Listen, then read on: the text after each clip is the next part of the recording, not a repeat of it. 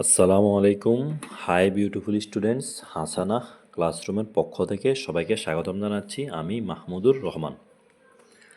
SSC 2026 তোমাদের পরবর্তী পরীক্ষা, যারা কমার্স বা বিজনেস স্টাডিজ গ্রুপের, তাদের পরীক্ষা হচ্ছে হিসাব বিজ্ঞান। অর্থাৎ কমার্স গ্রুপের সবচেয়ে ইম্পর্ট্যান্ট এবং সবচেয়ে যাদের কাছে কঠিন না, আমার অনেকের কাছে কঠিন মনে হয়, ওই সাবজেক্টটার নাম হিসাব বিজ্ঞান। তো পরবর্তী পরীক্ষা তোমাদের হিসাব বিজ্ঞান। আজকের এই ভিডিওতে আমি হিসাব বিজ্ঞানের, তো তোমাদের প্রায় 60টা অধ্যায় আছে সংক্ষিপ্ত সিলেবাস। ওই 60টা অধ্যায় থেকে মাত্র 4টা অধ্যায় পড়তে বলবো, যে অধ্যায়গুলো পড়লে তুমি সিকিউ এবং এসকিউতে মিলে এবং এমসিকিউ মিলে সব মিলে সম্পূর্ণ A+ পাবা ইনশাআল্লাহ। ঠিক আছে? তো দেখো ভাইয়ারা, জাস্ট 4টা অধ্যায় বলে দেবো। তোমরা যারা আমার পূর্ববর্তী ভিডিওগুলো দেখেছো, যেমন ফাইন্যান্সে আমি আলহামদুলিল্লাহ বলছিলাম তোমাদেরকে 5টা সৃজনশীল করতে, ওখান থেকে 3টে আসবে, ওখান থেকে 4টাই কমন আসছে। ঠিক আছে? অনেক অনেক বোর্ডে।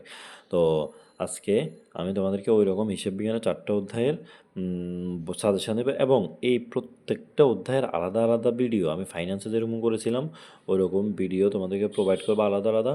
তোমরা ভিডিওগুলো দেখার রিকোয়েস্ট থাকলো। চলো আমরা শুরু করি।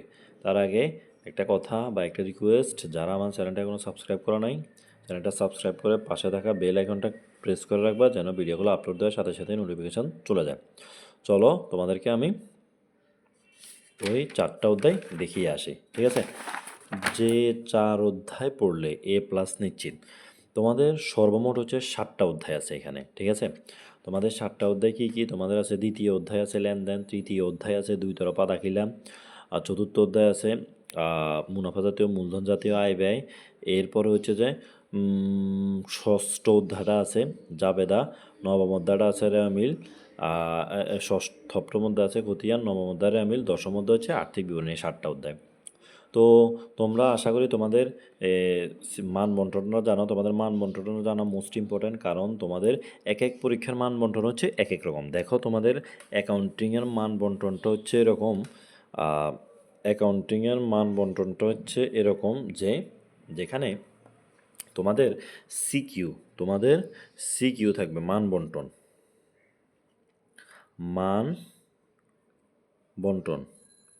তোমাদের সিকিউ থাকবে 5টা, আলাদা আলাদা থাকবে। এক ভাগে থাকবে 4টা প্লাস একটা, সর্বমোট 5টা। বাট 5টাতে হচ্ছে 60 মার্ক। এখানে হচ্ছে 40, 4টা, এখানে একটা হচ্ছে 20, সর্বমোট 60 মার্ক। আশা করি তোমরা বুঝতে পারছো। ঠিক আছে? তোমাদের এসকিউ থাকবে 5টা। এসকিউ থাকবে কয়টা? বাদ দাও, তোমাদের এসকিউ 5টা আনসার করতে হবে, 5 দুগুণে 10, এই হচ্ছে 70। আর হচ্ছে এমসিকিউ থাকবে 30টা, এই 30, সর্বমোট হচ্ছে 100 মার্ক। এই হচ্ছে তোমাদের মানমন্ডল। অনেকে এটা জানে না। ঠিক আছে? তোমাদের কিন্তু এই যে আর্থিক বিবরণী থেকে একটা সৃজনশীল আসবে, এখানে একটা সৃজনশীলেই মান হচ্ছে 20। কত বলছি? 20। আর বাকি 6টা অধ্যায়, বাকি যে 6টা অধ্যায় আছে, দ্বিতীয় অধ্যায়, তৃতীয় অধ্যায়, চতুর্থ অধ্যায়, এরপর হচ্ছে সপ্তম, ষষ্ঠ, সপ্তম, নবম, এই 6টা অধ্যায় থেকে 4টা আসবে। ঠিক আছে? তো আমি তোমাদেরকে বললাম যে তোমাদেরকে আমি মাত্র 4টা অধ্যায় বলবো, ওই 4টা অধ্যায় করলে তোমরা A+ পাবা ইনশাল্লাহ। তো দেখো আমার এই 4টা অধ্যায় হচ্ছে এগুলা। 1 নাম্বার হচ্ছে লেনদেন করবা। ঠিক আছে? 2 নাম্বার হচ্ছে যে ষষ্ঠ অধ্যায় জাবেদা করবা। 3 নাম্বার হচ্ছে নবম অধ্যায় রেওয়ামিল করবা। 4 নাম্বার হচ্ছে যে আর্থিক বিবরণী। যারা আর্থিক বিবরণী পারবা না, তারা আর্থিক বিবরণীটা বাদ দিয়ে খতিয়ান করবা। তুমি এই 4টা অধ্যায় করলে ইনশাল্লাহ A+ পাবে। এই 4টা অধ্যায় করলে তুমি এখান থেকে 40 দিতে পারবা। আর যারা আর্থিক বিবরণী পারবা না, তাদের তো আসলে A+ আশা করা যায় না, তাই না? তুমি যেহেতু আর্থিক বিবরণী পারবা না, তোমার 20 মার্ক তো এখানেই শেষ। তাহলে তুমি টার্গেট রাখবা তুমি যেন 70 পাও। ঠিক আছে?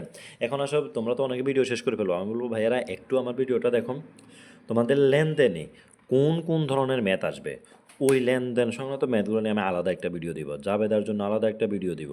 ফাইন্যান্সে যেরকম ম্যাথগুলো করাই দিয়ে ভিডিও দিয়েছিলাম, ঠিক ওই রকম রেওয়ামিলের জন্য আলাদা, খতিয়ানের জন্য আলাদা, আর আর্থিক বিবরণের জন্য দেখি ইনশাল্লাহ দেওয়ার চেষ্টা করব। ঠিক আছে?